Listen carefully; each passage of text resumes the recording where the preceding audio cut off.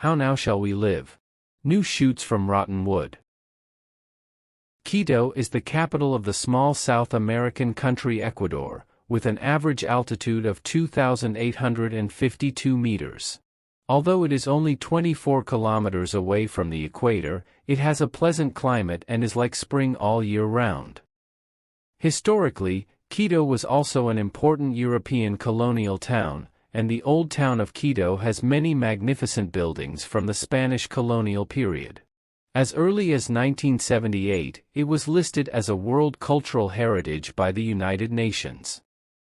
As a tourist destination, Quito attracts more than 1 million tourists from all over the world every year. When tourists stroll through the streets full of Southern European style, they may not know that there was once a Garcia Moreno prison in this city. It was the worst prison in the world at that time and could be called a hell on earth. It is now abandoned and remained as the Garcia Moreno Prison Museum.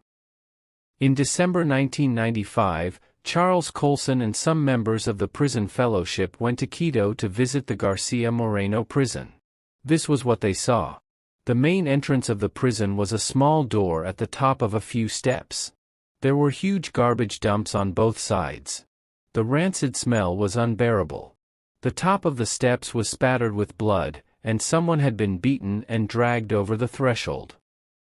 The prison had a dark, narrow passage with several cell-like black holes in the concrete wall that once served as a notorious torture chamber. Each torture chamber was actually a water tank in which prisoners were kept until their flesh began to rot and fall away from their bones. This was a method of torture to extract confessions.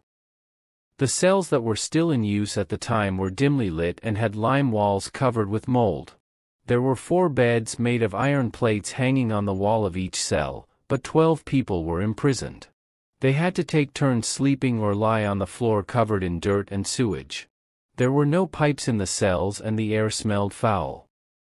The people held in Garcia Moreno prison were not convicted criminals, but people facing charges awaiting trial. There was no presumption of innocence and no right to a speedy trial in Ecuador.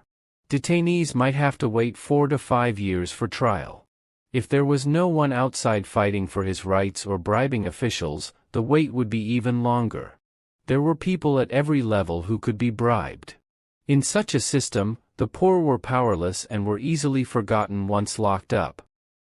However, within the same prison, through a thick iron door and a dark corridor, there was a different scene. It was a huge 3-story cell, clean, tidy and brightly lit.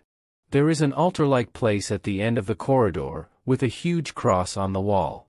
More than 200 prisoners sang praises there, filled with joy and enthusiasm. This is called Hall C, preparing for entering Casa de San Pablo, St. Paul's house. St. Paul's house was a wing of this prison for those who entered fully into Christian fellowship and minister to other prisoners. This place was not called a prison, but a home, and it was not inhabited by prisoners, but by residents. Like Hall C, it was bright, clean, and spotless.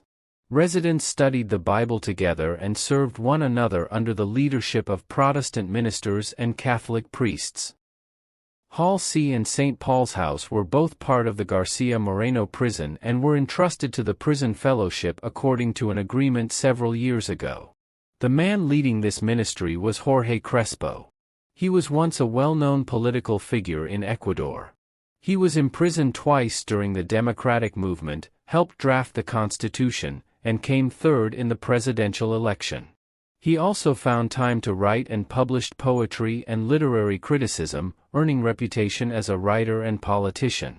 Above all these identity labels, he has the most important identity, a devout Christian with a strong sense of mission. At the age of 61, Jorge Crespo was called to give up his political career and begin leading the ministry of the Ecuadorian Prison Fellowship, dedicated to reforming Ecuador's criminal justice system. Crespo began by campaigning for criminal justice reform within the state's legislature. The first landmark achievement was the successful push for legislation in Congress to ensure that detainees would be tried within 3 years. His most notable achievement was the establishment of a prison based on Christian principles. If the Garcia Moreno prison was compared to a piece of wood that was completely rotten from the inside out, then Hall C and the St. Paul's House were the new shoots sprouting from this rotten wood. This was undoubtedly a miracle. The occurrence of this miracle was by no means accidental. We might as well think about what lessons we can learn from it. Christian service must be carried out according to God's will, not based on human impulse, but based on God's vision. The Bible tells us that humans were created by God in His own image. Every human being, regardless of social status, possesses a God-given image and dignity. When certain social customs and systems wantonly destroy and trample on the human body and dignity, they are essentially wantonly destroying and trampling on the image and dignity of God. Therefore, they are bound to be hated by God and must be stopped and corrected. Christian ministries need leaders who are called by God. Just as God called Moses to lead the Israelites out of Egypt, God also chooses leaders for each ministry.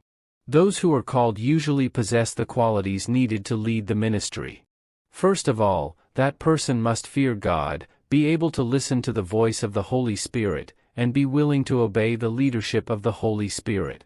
At the same time, he must have the abilities and talents needed to lead the ministry, and God will add the necessary gifts to him. Jorge Crespo was such a leader. He and his wife were both devout Catholics and received a vision from God together. He himself was arrested and imprisoned twice while leading the Ecuadorian people to resist dictatorship and strive for democracy, and suffered inhumane persecution. During his long years of cooperation and competition with various forces in the political center of Ecuador, he had accumulated rich experience, developed extraordinary insight and leadership, and also formed a strong personal influence at all levels of society. All of this played a role in his exit from politics and his ministry to lead the Ecuadorian Prison Fellowship, reforming the Ecuadorian justice system. When a Christian responds to God's call and devotes himself wholeheartedly to a ministry, the beauty of Jesus Christ will be revealed in him. That day, when Father Tim, who led the San Paulo house in Garcia Moreno prison, saw Jorge Crespo, he hugged him happily and said to Charles Colson, "I never learned about God in seminary, I learned about God through this man." Christian ministry requires the participation of many people. If a ministry is in God's will, the Holy Spirit will surely move many people to participate because the ministry is essentially God's work. From the day Prison Fellowship began taking over the wing of Garcia Moreno prison as agreed, Christian inmates and volunteers from local churches picked up the tools and got to work. Tradesmen and local contractors volunteered their services. Many churches raised funds. In the following years, Christian volunteers continued to travel long distances to come here to do volunteer work. Christian ministry requires courage and wisdom to fight for God. The crimes in Garcia Moreno prison were not isolated, but were supported by deep corrupt soil and interest-dependent groups. The Prison Fellowship's renovation of Garcia Moreno prison not only brought shame to the original prison system, but also touched the interests of various groups behind it. Jorge Crespo had to deal with various intrigues, and on 2 occasions he was almost thrown into prison again. Undoubtedly, it was also part of this ministry to courageously draw the sword and take on hostile forces. Thanks to God's care and protection, those machinations failed to succeed in the end. Christian ministry must have a biblical worldview, because the worldview determines how a person will live in this world. A study in the United States shows that although nearly 70% of people in the United States claim to be Christians, less than 6% of them hold a biblical worldview. That means the vast majority of Christians in the United States do not subscribe to a biblical worldview. In other words, the vast majority of Christians do not live according to the teachings of the Bible. When God calls a person to lead a ministry, He often prepares that person with worldview. When Jorge Crespo was preparing to retire from politics, one Sunday in a church, his wife Laura was moved by the priest's sermon and whispered to him, "What if we really lived by what we say we believe?" This was exactly what he had been thinking about. For the first time he became acutely aware that his faith was not just a personal matter but the framework of his entire life. Everything he did, his literary work, his political work, his work for the poor, had to be motivated by God's truth. As a Christian, it is not enough to just focus on spiritual life, Bible study, and evangelistic activities. Christianity is not only a private belief, not only personal salvation, but also a life system or worldview that governs all areas of existence. Thanks for watching. The story in the video is from the first chapter of Charles Colson's gold medal-winning book How Now Shall We Live. Below the video are links to some of Charles Colson's writings. May God bless you.